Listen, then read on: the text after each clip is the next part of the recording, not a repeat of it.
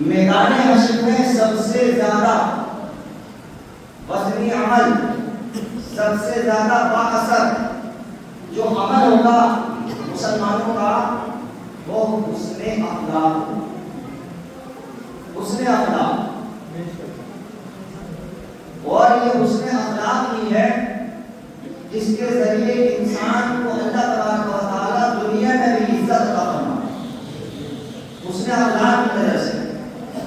اور دعائیں کیسے ملا کرتی ہیں؟ دعائیں بھی حسن اخلاق کی بدولت ہی ملا کرتی ہیں. یعنی اگر بندے کا اخلاق اور کردار، بات کرنے کا انداز اتنا پیارا اتنا اچھا ہے کہ بار بار اس سے بات کرنے کو دل کرتا ہے، بار بار اس سے ملنے کو دل کرتا ہے، بار بار اس کے پاس آنے کو دل کرتا ہے، تو یہ اخلاق و کردار کی بات ہوا کرتی ہے کہ بندے اس کی باتیں سننے کے طلبگار ہوا کرتے ہیں. تو اخلاق و کردار کی وجہ سے ہوا کرتے ہیں. اور اگر اس کے الٹا ہو گیا، حدیث پاک میں یہ بھی ہے کہ تم میں سب سے بدترین اور برا وہ ہے کہ جس کی زبان کی وجہ سے لوگ اس سے بات کرنا چھوڑیں. اللہ، آپ سمجھیں، صرف زبان ہے. فرمایا بہترین وہ ہے کہ جس کا اخلاق اچھا، وہ بدترین وہ ہے کہ جس کی زبان کی وجہ سے اس کے ہمسائے، اس کے پڑوسی، اس کے قریبی، اس کے رشتہ دار اس سے بات کرنا چھوڑیں. تو یہ کہاں سے ہمیں سبق ملے گا؟ یہ اخلاق و کردار کا سبق ہمارے پیارے آقا علیہ الصلوۃ والسلام نے ہمیں عطا فرمایا. کیا ہم اخلاق اپنا اتنا پیارا، اتنا اچھا، اتنا میٹھا بنائیں کہ اگر کبھی کسی عزیز کے، اپنے قریبی رشتہ دار کے، اپنے دوست کے یا اپنی کوئی پہچان کا شخص ہے، کبھی اس کو آپ کی خبر ملے کہ آپ کا جو دوست ہے یا آپ کا ملنے والا ہے وہ تھوڑا پریشان ہے یا وہ بیمار ہے، تو اگر اس کا اخلاق اچھا ہے تو سنتے ہی آپ کے دل سے فوراً دعا نکلے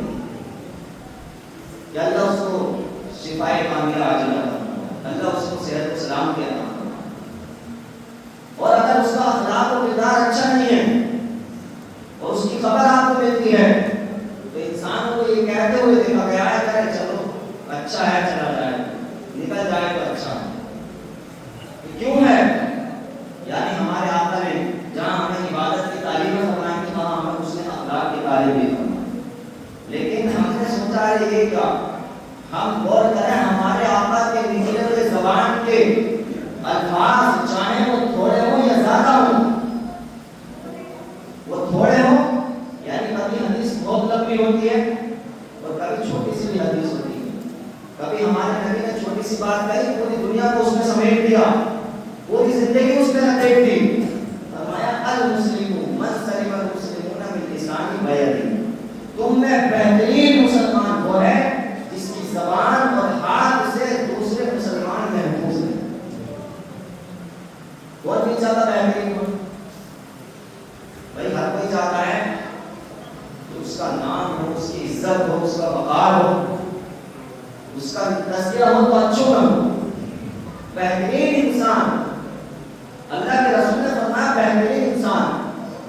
صحابہ کرام اس انتظار میں رہتے تھے کہ اللہ کے رسول کی زبان سے کچھ جملے نکل آئیں اور ہمیں پتہ لگ جائے بس کہ بہترین انسان ہے وہ. بس پورا دن بیٹھے رہتے تھے حضور کی بارگاہ میں، نماز پڑھی پھر بیٹھ گئے. اس انتظار میں کہ حضور کی زبان مبارک سے ہمیں کچھ کلمات مل جائیں جس سے پتہ چلے زندگی آخر گزاری کیسے جائے، زندگی آخر کس طرح سے اس معاملات کے ساتھ گزاری جائے. صحابہ کرام منتظر رہا کرتے تھے کہ اپنے پیارے نبی کی زبان مبارک سے کچھ نکلے اور ہم فوراً اس کو اپنی زندگی میں اتاریں. بہترین مسلمان، بہترین مسلمان وہ ہے کہ جس کی زبان سے اور جس کے ہاتھ سے دوسرے مسلمان محفوظ ہیں. تو یہ ہمیں درس ہمارے پیارے آقا نے دیا ہے مسلمانوں کہ ہم اپنی زبان کا صحیح استعمال کریں اور میٹھی شیریں زبان بنائیں. چند دن کی زندگی ہے، ہم سب ایک ایک کر کے دنیا سے چلے جائیں اور مرنے کے بعد ہمارے اعمالوں کا تذکرہ لوگ کریں گے. جب ہم دنیا سے جائیں گے تو سب کوٹیاں بنگلے گاڑیاں سب ایسی کھڑی رہ جائیں گی اور لوگوں کی زبان پر یا تو یہ ہوگا بڑا نیک شخص تھا، بڑا اچھا تھا جو دنیا سے جا رہا، یا پھر یہ ہوگا کہ بہت برا تھا جو دنیا سے جا رہا۔ ابھی صبح گلاس کو ایک سویا کی فاتحہ میں قرآن حکیم صاحب کی گئے تھے، پرسوں کا رقم تھا، بہت بڑا مجمع ان کے رقم تھا اور بہترین آج میٹنگ تھی، تو تمام لوگوں کی زبانوں کا یہی تھا کہ جو دنیا سے انسان جا رہا ہے بڑا نیک انسان دنیا سے جا رہا ہے۔ ہم اب کیسے بھی ہیں، آپ چاہے کتنے اچھے ہیں تو لوگ آپ کی اس وقت اگر سے برائی کر سکتے ہیں، آپ اچھے ہیں، اللہ رسول کے دین پر چلنے والے لوگ آپ کے پیچھے برائی کر سکتے ہیں، وہ ان کا ایک حسد ہو سکتا ہے، وہ ان کا ایک جلن ہو سکتا ہے، وہ کوئی اپنی ذاتی دشمنی ہو سکتی ہے یا کوئی ذاتی ٹکراؤ ہو سکتے ہیں، وہ کوئی نہ کوئی ایسے معاملات ہو سکتے ہیں جس کی بنیاد پر پیٹھ پیچھے برائی کی جا سکتی ہے، لوگ کرتے ہیں، لیکن جب انسان دنیا سے جاتا ہے تو ہم نے دیکھا ہے چاہے ذاتی دشمنیاں تھی، ذاتی لڑائی جھگڑے تھے، ناراضگیاں تھی، کوئی چال نہیں تھی، لیکن اگر اس کے اندر کوئی خوبی تھی، کمال تھا، اخلاق و کردار تھا تو دشمن کی زبان پر اس کی تعریف نظر آتی۔ کردار ایسا بنائیں، یہی آج کا پیغام ہے کہ اس نے اخلاق کو اپنائیں، اپنی مسجدوں کی حفاظت کریں، مدرسوں کی حفاظت کریں، مسجدوں کے کاموں کو لے کر چلیں ذمہ داری کے ساتھ، یہ آپ کا ہمارا سب کا کام ہے۔ مسجدیں ہندوستان میں اب تک لگ بھگ 10 ایسی مسجدیں چھن چکی ہیں، مندر بتاتا جو مسجد تھی کئی سو سال سے، 10 مسجدیں ابھی ایسی ٹارگیٹ میں ہیں جن پر مقدمہ ہوا ہے جو چھننے کی کگار ہے، ایک ایک کر کے، اور ہم اس پوزیشن میں ہیں کہ ہماری مسجدوں میں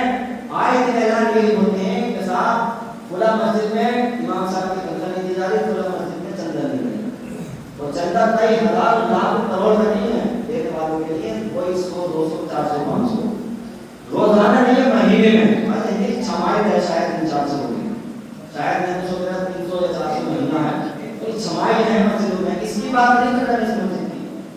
الحمدللہ یہاں کا تو آپ کو بہت اچھا سسٹم ہے، بہت اچھا نظام اللہ نے عطا فرمایا ہے، اور جو لوگ کام کر رہے ہیں ہم ان کا حوصلہ بڑھانا چاہیے کہ اللہ تعالیٰ جس سے چاہے دین کا کام مل جائے، تو ہمیں اپنی مسجدوں کو سنبھالنا چاہیے۔ تمام مسجدوں کا حال ہے مسلمانوں کی، ہم پوسٹ سرکار کو، گورنمنٹ کو ہیں، غیر مسلموں کو ہیں، حقیقت حال یہ ہے کہ ہم سب کو اپنی مسجد نہیں سنبھالی جاتی، ہم سب کو مسلمانوں سے، ہم سب اپنی مسجد نہیں سنبھال رہی ہیں، یہاں کوئی حکومت کا دخل نہیں ہے۔ اب دیکھیے نماز سے اپنی رات کی مسجد ہو کر 8-10 نماز کو نظر آئے، پہلے نماز سے مسجدوں کو آباد کرو اور پھر اپنی مسجدوں کی دیکھ بھال کرو، بس یہی ہے اپنے پاس، کچھ نہیں ہے، بس اللہ سے دعا کرو اللہ مسلمانوں کی حفاظت فرمائے اور ہم مسجدوں کی حفاظت فرمائے، یہی اپنا ایمان، یہی دولت، یہی خزانہ ہے، یہ بھی چھن گیا تو پھر گھر میں نماز پڑھنے کی نوبت آ جائے گی۔ اللہ تبارک و تعالیٰ کی بارگاہ میں دعا ہے اللہ پاک ہم سب کو ہم کو توفیق عطا فرمائے۔ السلام علیکم ورحمۃ اللہ وبرکاتہ۔